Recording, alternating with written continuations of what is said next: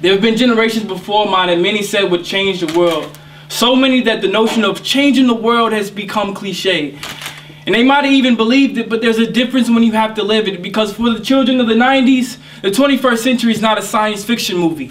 No flying car mentalities, no traveling at warp speed, no, because we will see empires crumble, falling on the masses and human doings who have to rise from the rubble and try to become human beings again.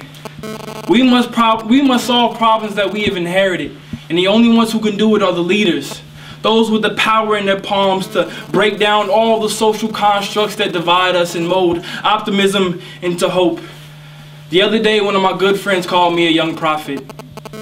But I didn't let it go to my head. I just let it linger on my neck, the same place where future generations breathe at. No sensations or a constant reminder of my purpose in life. And yeah, I'm not a prophet, but I know one thing is for certain.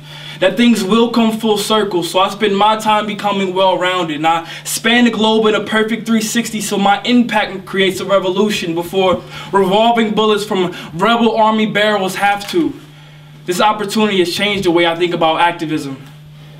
I failed algebra in school, but now I feel like a mathematician, because I've come up with a perfect algorithm to show both sides to a very unbalanced equation, without imposing my values, because I have little to give but much more to learn, and every time I think about it, the feeling burns in my chest like a Molotov cocktail waiting to be thrown all the way to Senegal, because we are the luckiest kids in America.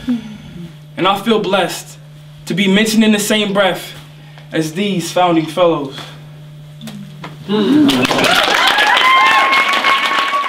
So you know that feeling that's kind of like a simmering, bubbling, fluttering inside? You think it's your stomach, and then you realize it's a bit higher in your chest.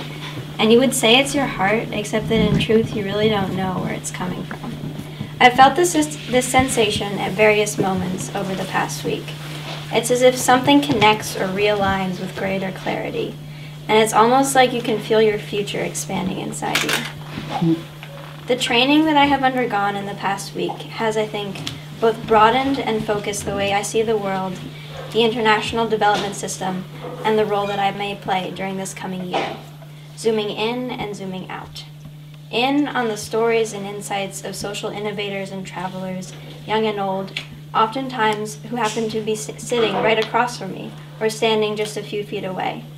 And out on the sheer scale, complexity, and depth of the problems to be faced, the work to be done, opposing systems to be reconciled, and of course, adventures to be had.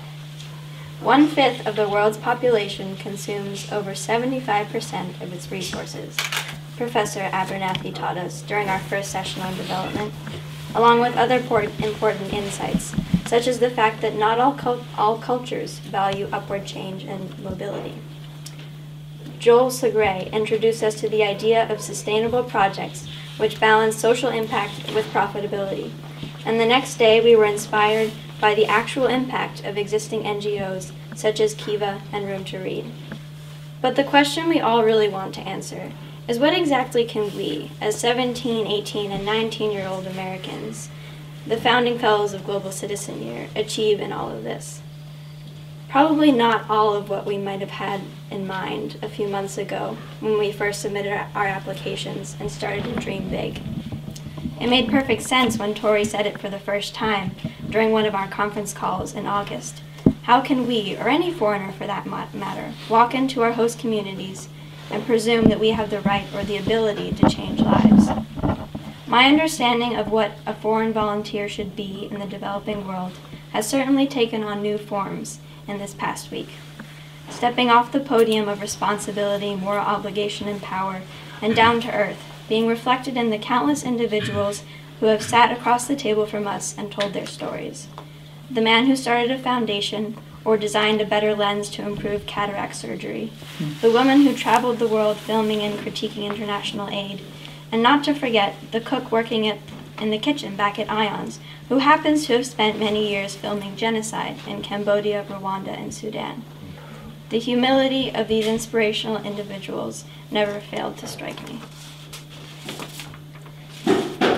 The past 10 days have certainly prepared us to enter our host communities as ambassadors and especially as learners. or, recalling Michael's teabag metaphor, ready to absorb as much knowledge as we can. Unexpected flavors, sights, smells, ideas, new notions of etiquette, prosperity, possession, happiness, and family. Absorb it all and then learn how to share with blogs, photographs, and videos, and then with phone calls, speeches, and conversations when we return. For I think we've all come to realize that this is where our true impact will be, at least for now. And it's no small or impossible part to play, to inspire other Americans to hear the word Africa and think of more than safari, or to look at South America for more than bananas and El Dorado. It's a small world after all, we always say, but rarely do we remind each other that in reality, well, it's actually pretty big, and the opportunity is endless.